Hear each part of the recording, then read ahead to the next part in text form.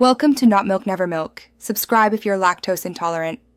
Start with 30 minutes of focused practice daily, 5 days a week, and increase to 60 minutes after 3 months. Begin by learning the keyboard layout. Locate middle C, identify octaves, and memorize finger numbers 1 to 5 for each hand. Practice posture, wrist height, and relax shoulders to avoid tension. Spend 10 minutes on simple scales, C major, G major, and D major. Then 10 minutes on basic sight reading, and 10 minutes on rhythm with a metronome set to 60-80 BPM.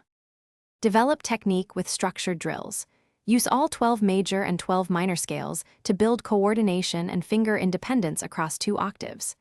Add arpeggios and broken chords, and practice one-handed hand-on-style exercises for 15 minutes to develop evenness and speed. Integrate theory. Learn key signatures, intervals, triads, and how common 4/4 chord progressions function. Apply theory to songs by mapping chord symbols to the keyboard, and by playing root, third, and fifth. Create a weekly plan that splits time into technique, repertoire, sight reading, and ear training with measurable goals for each session. Choose 4 pieces to rotate: 1 etude for technique, 1 hymn or classical piece, 1 contemporary or pop song, and 1 improvisation study to develop creativity.